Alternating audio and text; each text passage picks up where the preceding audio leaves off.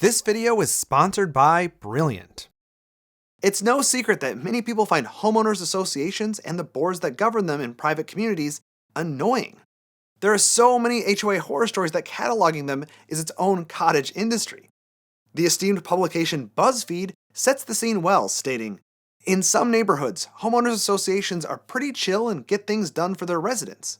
But unfortunately, other HOAs sometimes spiral out of control, with members flexing their power to fine, harass, and even sue homeowners over tiny infractions."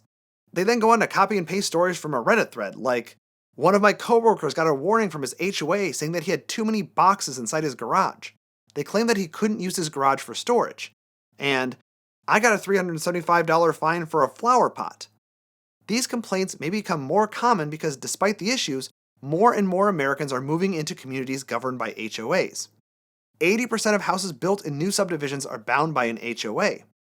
Homeowners associations are a form of private local government, and they outnumber actual local governments by a 3-to-1 margin in the United States. 45% of Floridians live in an HOA community.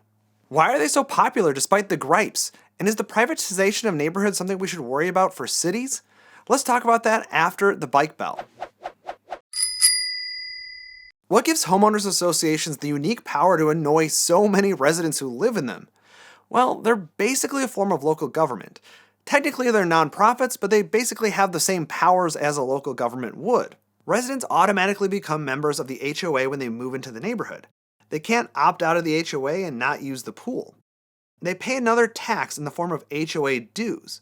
Nationwide, the average HOA dues are about $260 per month, and the HOA can raise dues if they deem necessary. Residents are also subject to hyperlocal regulation in the form of codes, covenants, and restrictions that form the basis of the HOA's power. You may have heard of CCs and Rs in other planning contexts. First, covenants have been used to prevent owners from selling their homes to black buyers. Those racially restrictive covenants were deemed unconstitutional in 1948, but they were still inserted until 1968 when Congress made it illegal as a part of the Fair Housing Act. Also, CC&Rs are deed restrictions, which is the same way Houston, the city famous for no zoning codes, regulates land use. But in HOAs, those restrictions can be extremely specific, more specific than you'd ever find in a municipal zoning code. Deed restrictions can tell owners what colors they can and can't paint their house. They can also specify that homes can only be sold to people 55 years and older, like America's largest HOA community, the Villages in Florida. Fun fact, the Villages is larger than the island of Manhattan. With the ability to tax and regulate its members, HOAs have some pretty significant power over residents. But residents also have power over HOAs by voting for HOA board members. But it doesn't start out that way, actually. When the real estate developer is building the neighborhood, representatives from the company make up the board of the HOA.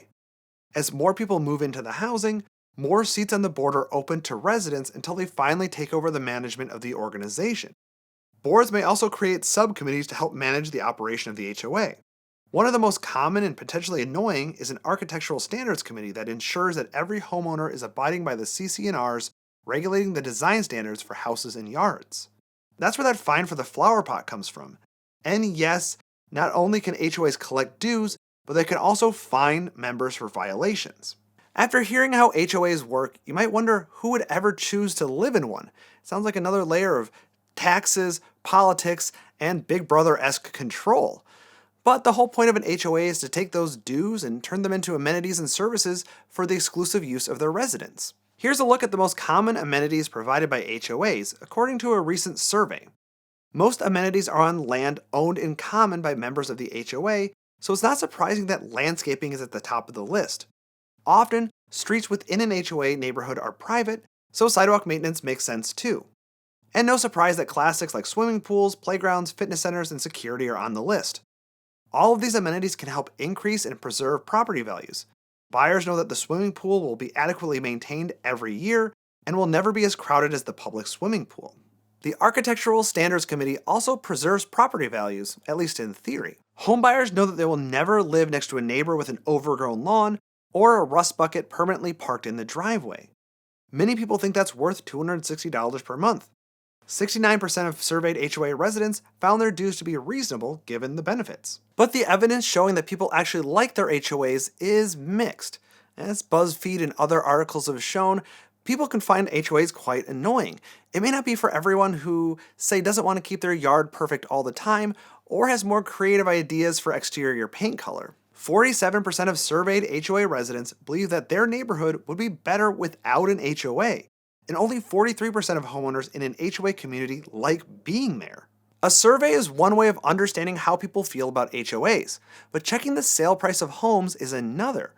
Do homes in private communities sell for more than equivalent homes in public neighborhoods? That's exactly what one study tried to figure out using mortgage record data of single-family homes across the United States. They compared similar homes with and without an HOA. What did they find? Well, it turns out people are willing to pay a 4% premium on average for the privilege to live in a community with an HOA. That works out to an extra $13,500 on the sale price of a home. Remember, a buyer will also have to pay HOA fees on top of that premium, so it's pretty clear that many people find HOAs to be valuable. The bottom line is that real estate developers often include amenities such as pools, clubhouses, and paths to entice buyers to buy homes in their subdivisions. Those amenities need to be managed by the neighborhood, and thus an HOA and HOA board are formed. As BuzzFeed said, some homeowners associations are chill and get things done for their residents. And HOA drama is not a universal experience. In most places, people pay their dues, enjoy the pool, and maintain their house and yard. But just because they're convenient and people like them doesn't necessarily mean they're good for cities. I mean, I can think of at least one example of something else that meets those criteria. Proponents of HOAs will argue that they're a form of contractual or private government that can provide for the needs of residents better than traditional municipal government. If you believe local control is a good thing, then HOAs are a step in the right direction. But there are some very real downsides to the proliferation of HOAs. First of all, as quasi-governments, they actually have more power to regulate speech than actual local governments do. HOAs are based in contract law, while municipalities get their source of power from the police power of the 10th Amendment. HOAs also violate the one-person, one-vote rule that government elections have. Renters do not get to vote in HOA elections, only owners do. And some HOAs allow people with multiple properties to get multiple votes, although most have restrictions on the amount of votes one person can accrue. Even worse, HOA communities can be seen as a way for the wealthy to secede from their cities into enclaves with rules and amenities that match their status and wealth. They have what they want and desire and may be less likely to support bond measures to pay for public amenities like roads, schools, libraries, and parks. Private communities can also create a fractured urban form. Some private communities are also gated communities, which mean that the public isn't welcome. Even in non-gated HOA communities, roads are often private property and non-residents can be considered trespassing. When large parts of a city become private, it means that it's very difficult to create direct connections between neighborhoods or through a city. This is particularly important for people on bikes or on foot. If you have to go all the way around a neighborhood instead of traveling through it, it can add to your travel time significantly. Despite these negatives, it's clear that HOAs are here to stay for the long term. The proportion of new communities with HOAs continues to grow. This isn't great news from an urban perspective, but at least BuzzFeed gets a never-ending source of new content. If you're stuck in an HOA community you don't like, that can be a difficult challenge to solve.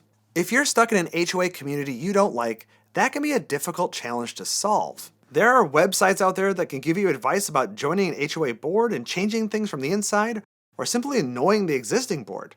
But you'll need to be a creative problem solver to do so. If you need some practice as a problem solver, you'll probably want some great problems to practice on.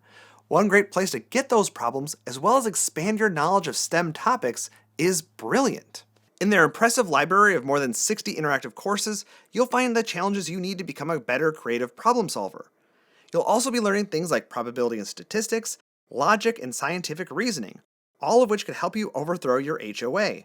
But you can also learn calculus, chemistry, and computer science, which could lead you to a career that pays more than you're earning now, allowing you to move out of that neighborhood entirely.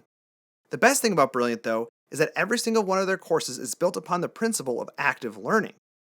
You're not going to be passively watching a video or reading text, but instead writing code, solving problems, and taking quizzes. It's super interactive. This is a proven technique that helps you stay engaged, learn more, and complete your objectives. Brilliant also has daily challenges that present you with an opportunity to flex your new creative problem-solving skills and make problem-solving a daily habit.